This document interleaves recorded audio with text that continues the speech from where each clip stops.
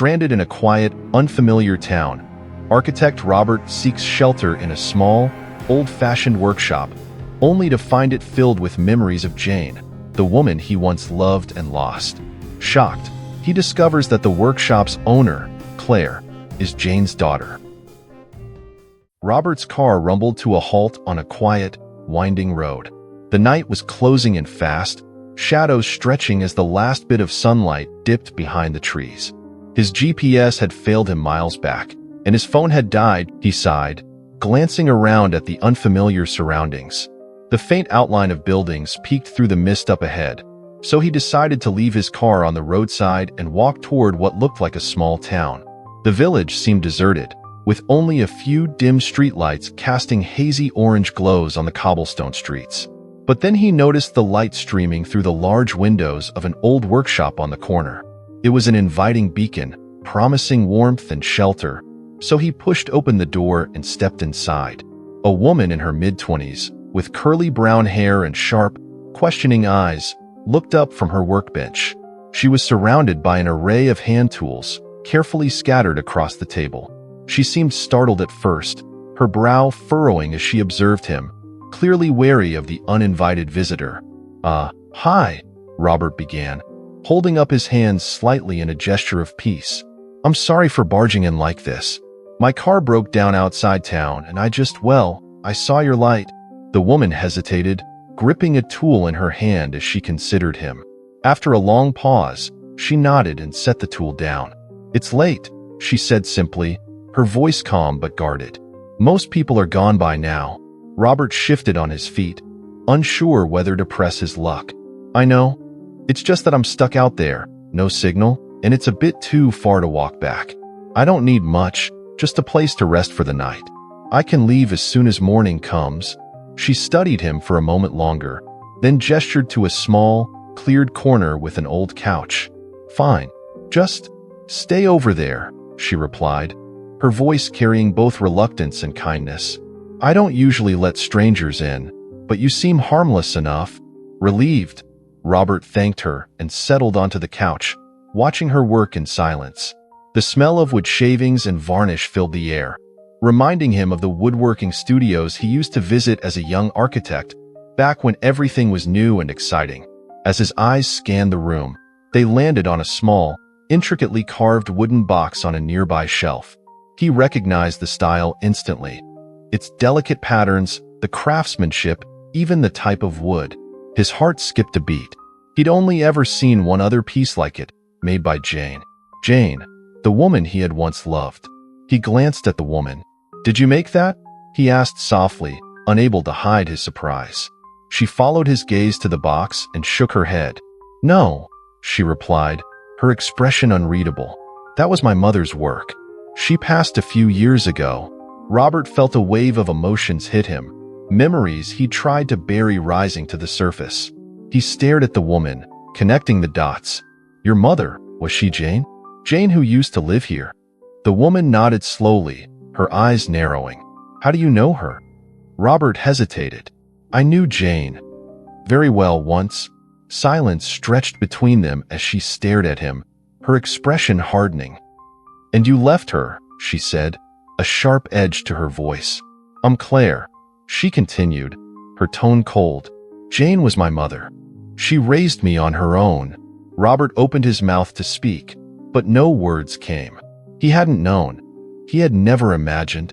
Claire's words cut through the air, thick with years of resentment that Robert hadn't known existed. He sat back on the couch, feeling the weight of guilt settle heavily on his shoulders. It was as if all those years apart had built up in that single accusation. The workshop around him felt smaller somehow, closing in as if it were pushing him to confront everything he had left behind. I didn't know, he started, voice barely above a whisper. I didn't know she had a daughter. That you. Of course, you didn't know, Claire replied, a bitter smile tugging at the corners of her mouth. You left her and never looked back, didn't you? She waited for you, you know, for a long time. And when she finally accepted that you weren't coming back, she was different. She still made things with her hands, worked harder than anyone in town, but there was a sadness in her that she carried to her last day, Robert looked down, struggling to find the right words. Claire, if I could go back and change things. But you can't, can you? Claire interrupted, her voice sharp, raw. Do you have any idea what it was like for her? Raising me alone, in a town like this, where people just whispered about the man who left her. She did everything she could to make sure I never felt like I was missing something, that I didn't grow up feeling abandoned. Claire's voice broke slightly, but she forced herself to steady it, her anger flaring again as she looked at him. But I knew. I always knew. Robert swallowed hard, the knot in his throat making it almost impossible to speak. I loved her, Claire. I really did. Life took me in different directions, and I didn't realize how much I'd hurt her by not coming back, by not even checking in. I told myself she would be better off without me, that she would move on and be happy. Then you don't know her at all, Claire replied coldly. She turned back to her workbench, a silent dismissal, and began sorting through tools and pieces of wood with a precision that made her anger even more evident. Robert stood up and walked a few steps toward her, struggling to make himself heard. I know I can't undo the past, Claire, but if there's anything I can do now to help you, to make things right. Claire didn't look at him. Her hands continued to move, sanding a piece of wood with almost mechanical movements. I don't want anything from you. Not your pity, not your help. I've kept this place going alone, just like my mother did. It's taken a lot, but I'm proud of what I've managed to build here. But look around, Robert replied gently. This workshop, it's incredible, Claire. You've done something amazing, but you're holding on by a thread. You don't have to do this all alone. Finally, she turned to him, her eyes flashing with defiance. I know that, but I want to. This place is the last bit of my mother that I have, and I'm not going to let anyone, even you, come in here and take that from me. Robert let out a breath he didn't know he was holding. I understand, he said quietly, but maybe let me explain at least. You deserve to know everything. About me. About why I left. Claire studied him for a long time, her gaze unwavering. She seemed to weigh his words, as if deciding whether to let him in just a little. Finally, she set the wood down and crossed her arms, her expression unreadable. Fine, talk, but don't expect forgiveness. Robert took a deep breath, collecting his thoughts. Jane and I were young when we met. She was this incredible artist, creating these beautiful, intricate pieces by hand. I was an architect, just starting out, and every piece she made felt like a part of her.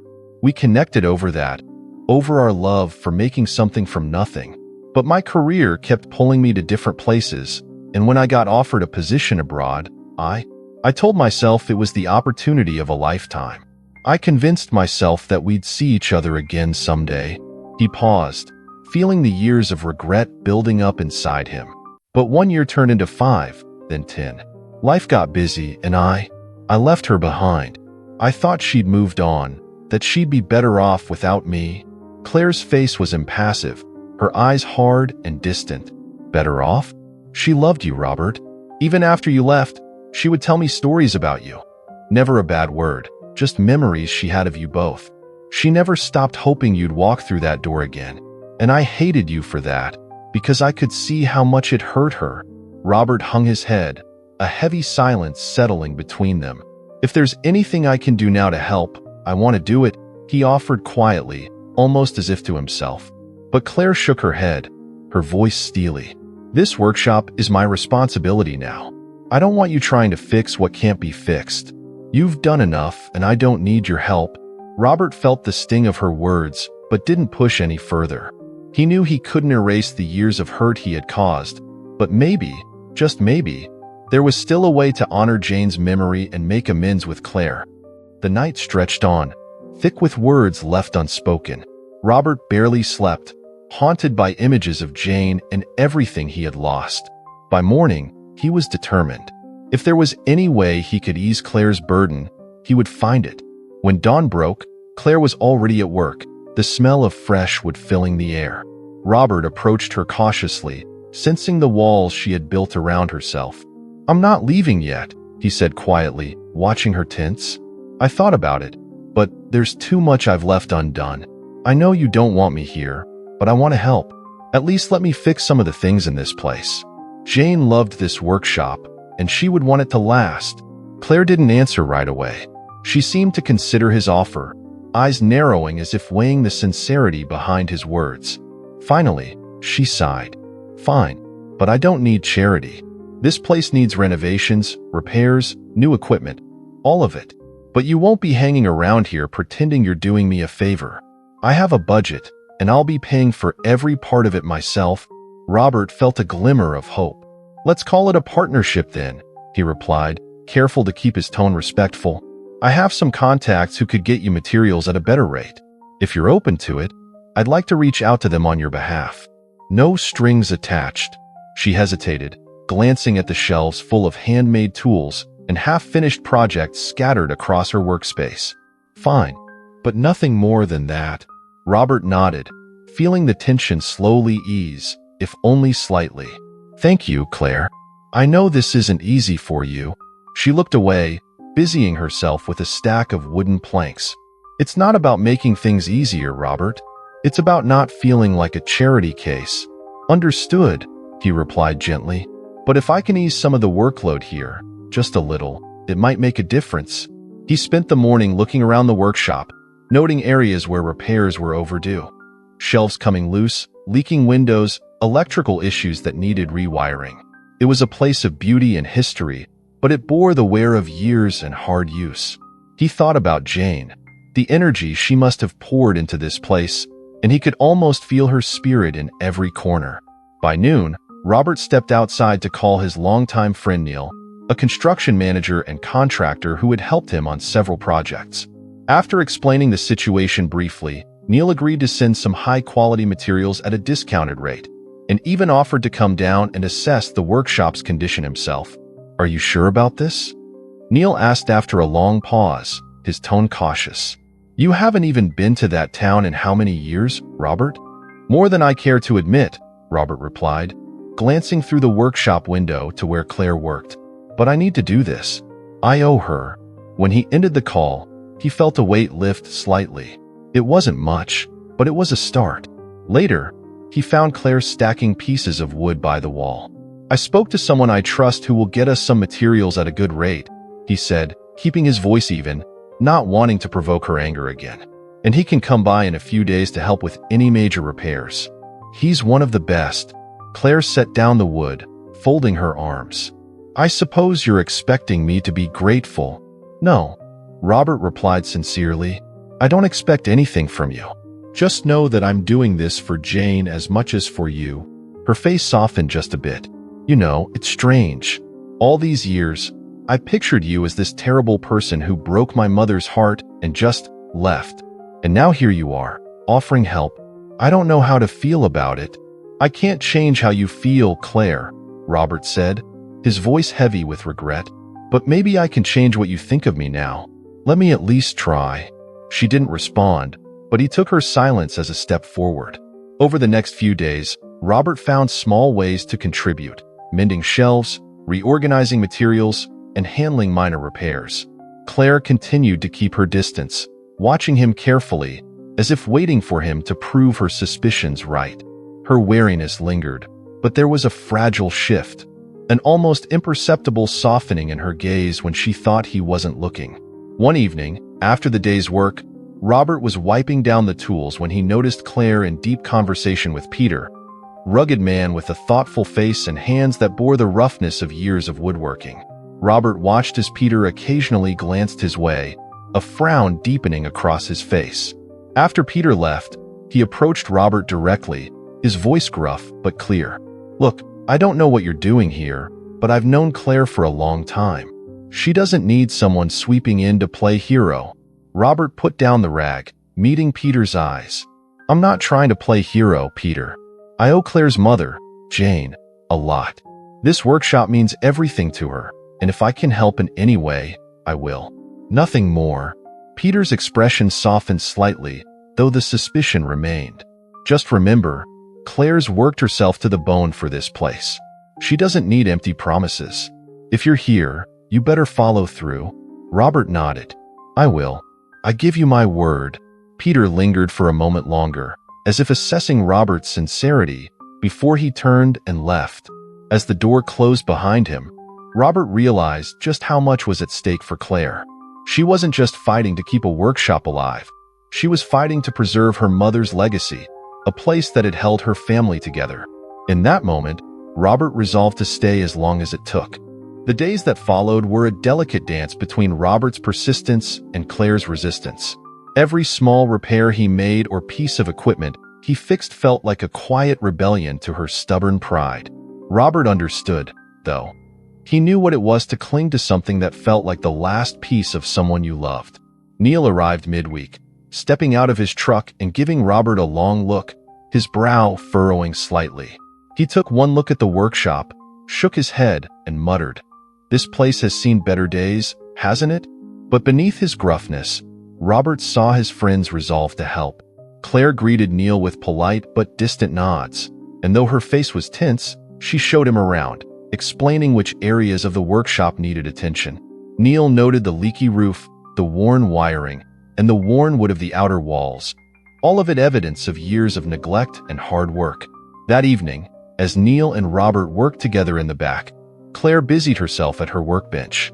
The silence was heavy, filled only with the clink of tools and the creak of old wood. Finally, Neil broke it, leaning over to Robert. "You know, she's watching us like hawks," he whispered with a smirk. Robert chuckled quietly. "She doesn't trust me yet. I don't blame her.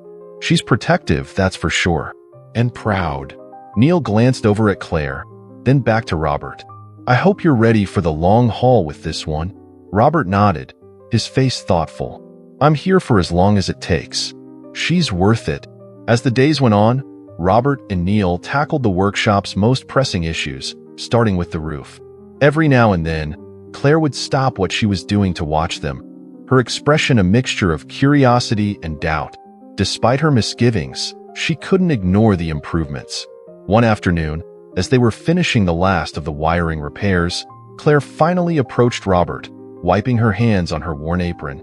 "I appreciate the work you've done," she said, her voice clipped, as though admitting it cost her a piece of herself.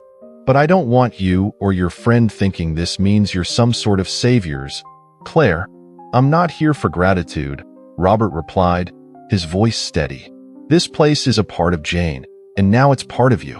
I only want to help keep it standing. After that, I'll leave." She looked down, picking at the hem of her sleeve. "I just don't want to rely on anyone. I've never had the luxury of people stepping in when things got hard."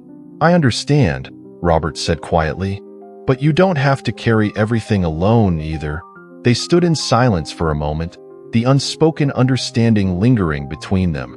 Finally, Claire nodded and turned away, her face unreadable as she returned to her work. But as they worked, another figure emerged in the background, Peter, Claire's longtime friend. He had been watching everything closely, his skepticism undiminished. Though he had his own workshop on the other side of town, he visited Claire's regularly to check on her and see how the repairs were going. The more he saw Robert's involvement, the more uneasy he seemed. One evening, as Robert was packing up his tools, Peter cornered him just outside the door. "I don't trust you," Peter said bluntly, his arms crossed and his gaze piercing. "I don't get why you're here all of a sudden, acting like you care. If you really cared, you'd have been here a long time ago." Robert paused, studying Peter's face. He could see the genuine concern there, the protectiveness that had likely kept Claire afloat in difficult times. "You're right," Robert admitted. "I should have been here sooner, but I wasn't. I can't change that. All I can do now is show her that I'm here to help, nothing more." Peter's expression softened slightly, but his eyes remained wary. "Claire's had a hard life. She doesn't need you digging up old wounds." Robert nodded, understanding the unspoken warning. "I know I hurt her by not being here. I know I have a lot to make up for, but I don't want to hurt her again. I just want to be part of this, in whatever way she'll let me." Peter studied him for a long moment before stepping back. "Just remember that if you hurt her again, you'll have me to answer to." "Fair enough," Robert replied, and with a nod, he returned to the workshop. The next morning, Claire surprised him. Instead of her usual aloof nod, she offered a cup of coffee. She seemed almost reluctant to speak. But finally, she said, "Peter told me you two talked last night. I don't know what he said, but, well, he's a good friend. And he's only looking out for me." "I can tell," Robert replied with a small smile. "It's good to have people like that." Claire hesitated, as though considering her next words carefully. "I've always been able to count on him. He's been here for as long as I can remember." She looked at Robert, her gaze softening just a bit. "I know I've been difficult. It's not easy for me to let people in, especially not people from my mother's past." "I understand," Robert said. "You don't owe me anything, Claire. Just the chance to show you that I'm here to help, and that I care about this place as much as you do." She gave a slight nod, her face contemplative. "Maybe, but don't think that means you can just waltz in and fix everything." He chuckled. "I wouldn't dare think it." That tentative bridge between them strengthened over the days that followed. Bit by bit, Claire began to relax around him, allowing herself to ask his opinion on projects, occasionally even asking for help. Robert knew it was a small gesture, but he could sense the progress. One evening, as they both lingered in the workshop after everyone else had gone, Claire glanced over at him. "My mother used to talk about you, you know," she said softly. "Not often, but enough." Robert stilled, surprised by her admission. What did she say? Claire's gaze drifted to a wooden jewelry box her mother had crafted years ago, its delicate carvings worn smooth by years of handling. She would say how much she admired your work, how the two of you shared a passion for creating. But she would always stop herself before saying too much. Claire's voice grew quiet. "I think she didn't want me to see how much it hurt her that you were gone." Robert felt the familiar ache in his chest, the deep regret that never quite left him. "I never meant to hurt her. I loved her, Claire. I thought she would be better off if I left and didn't look back. But I was wrong." Claire studied him, her eyes softer than they'd been since his arrival. "Maybe she would have been better off if you'd stayed. But maybe she knew that too, and still didn't blame you." "She was like that." Robert nodded, feeling a new level of respect for the woman Jane had become, a woman he had only partially known. "She must have been remarkable." "She was," Claire replied, a small, sad smile on her lips. "And now all of this. It's all I have of her." "Then let me help make it last," Robert said gently. "For her. And for you." The vulnerability in Claire's eyes was fleeting, but Robert saw it, a crack in the armor she'd so carefully built. For a brief moment, he felt that perhaps, just maybe, she was beginning to trust him. As weeks went by, the workshop began to transform, thanks to Robert and Neil's efforts and Claire's meticulous eye. Each repair seemed to breathe new life into the place, adding warmth and strength to the once fading walls. And with each passing day, Claire seemed to let her guard down just a little more, as if each nail driven into the wood, each board restored, chipped away at her resentment. One evening, as Robert was locking up, he noticed Claire lingering by her workbench, lost in thought. He walked over, hesitating before speaking. "It's coming together beautifully, Claire. Your mother would be proud." Claire nodded, her gaze still on the shelves of finished and unfinished pieces. "Sometimes I wonder if this was what she wanted. She put everything into this place, but I don't know if she ever wanted me to feel bound to it." Robert watched her, sensing the conflict in her voice. "Maybe it was her way of giving you a choice. A place that was hers, but that could also be yours, if you wanted it to be." Claire sighed, crossing her arms. "It's complicated. I want to honor her memory, but sometimes I feel like I'm drowning in it, like the weight of it is too much." He nodded. "Carrying a legacy can be heavy, but that doesn't mean you're alone in it. Sometimes it's okay to let others share the weight." Claire looked at him, her expression softening. "You keep saying that I don't have to do this alone. I guess I just don't know how to accept that kind of help."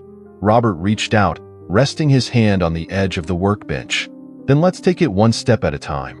If you ever need to walk away, even just for a little while, I'll keep things running here." For a moment, Claire looked like she might protest, but then she nodded, a tentative smile breaking through. "Maybe. I might take you up on that." That night, as Robert prepared to leave, he noticed a figure standing just outside the workshop's entrance. Peter was back, his face unreadable in the fading light. Robert felt his pulse quicken, wondering if this would be another confrontation. But as he drew closer, Peter gave him a brief nod. "I'm not here to argue," Peter said, his tone gruff but calm. "I came to say thank you." Robert raised an eyebrow, surprised. "Thank you." Peter shifted, rubbing the back of his neck. "I didn't think you'd stick around. Thought you'd get bored and leave, like before. But Claire's been happier these last few weeks. More hopeful. I think this place needed you as much as she needed the repairs." Robert felt a wave of relief. "I never wanted to hurt her, Peter. All I want is to make up for what I missed." Peter nodded slowly, looking past Robert to where Claire was closing up for the night.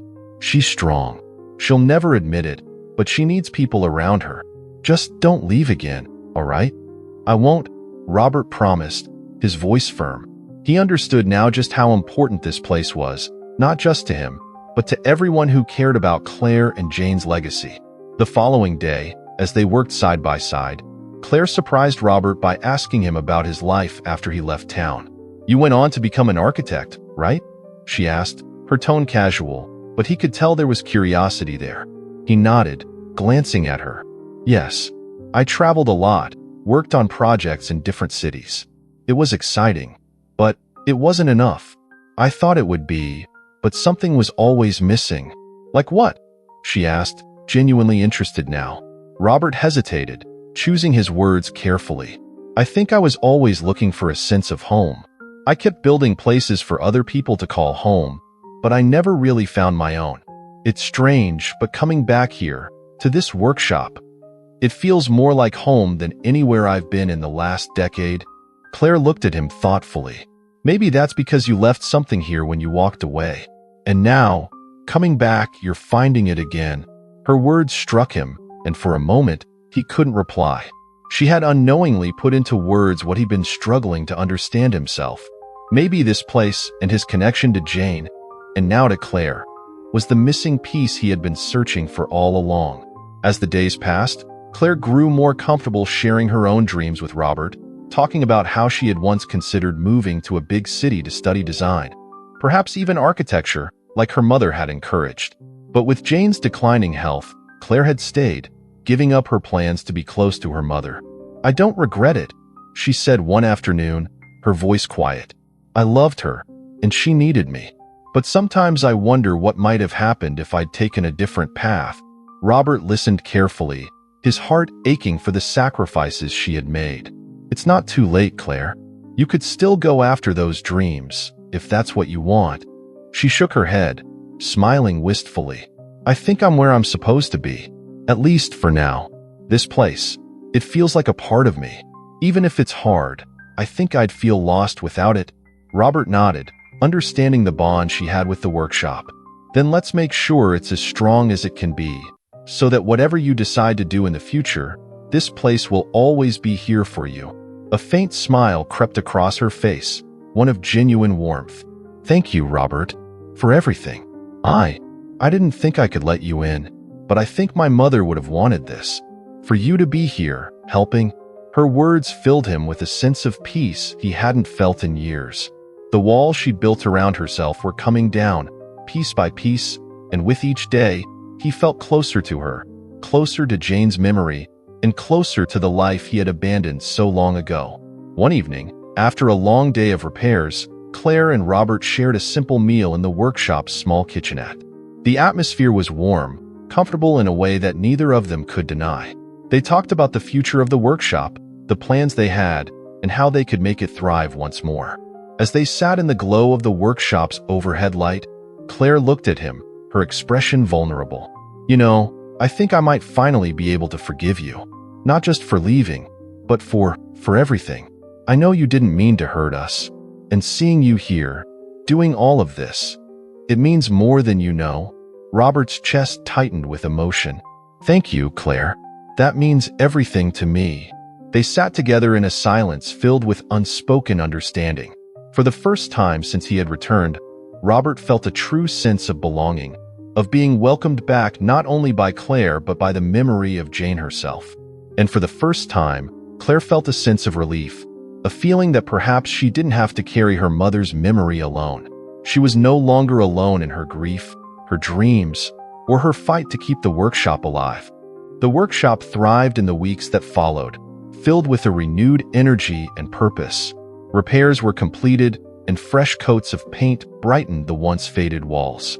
Claire and Robert worked side by side, moving almost in sync, their silence no longer tense but comfortable. It was as though Jane's spirit had settled between them, easing the weight they both carried. One evening, as they were preparing to close up, Claire brought out an old ledger she had found tucked away in a corner cabinet. The ledger held sketches and notes from Jane, ideas she had for new designs and plans for expanding the workshop into a place that could serve the entire town. Some sketches were labeled with Claire's name, showing that Jane had dreamed of her daughter one day inheriting the workshop and perhaps even carrying it beyond her own vision. She wanted so much for this place, Claire murmured, tracing her fingers over her mother's handwriting. I think she dreamed of it being more than just a workshop. Maybe a school, a gallery, somewhere people could come to learn, share, and connect. Robert felt a pang in his chest, both pride and sorrow mingling within him. It's a beautiful dream, Claire, and you've already kept so much of her vision alive. Maybe we could work together to make it even bigger. Create something here that would keep her legacy alive for everyone. Claire looked up at him, her eyes filled with an unexpected brightness. Do you mean that? He nodded, realizing how much he meant it. Absolutely. This place deserves to become everything Jane envisioned. And if you're willing to let me stay, I'd love to be part of that journey. After a long, quiet moment, Claire finally smiled, her eyes glistening. Then let's do it. Let's make this place something special, something we're both proud of. The days turned into weeks, and the workshop's reputation spread throughout the small town. People began stopping by, asking if they offered classes or if they could commission pieces. It was as if Jane's dream was beginning to take root, growing in ways she might not have even imagined. Robert and Claire worked tirelessly, transforming the space into a warm, welcoming environment. They set up workstations for apprentices, added a small gallery for finished pieces, and even created a community corner where locals could gather, share stories, and learn the craft. One evening, as the two were locking up, Claire hesitated by the door. You know, she said softly, looking over at him, I never thought I'd be able to feel this way.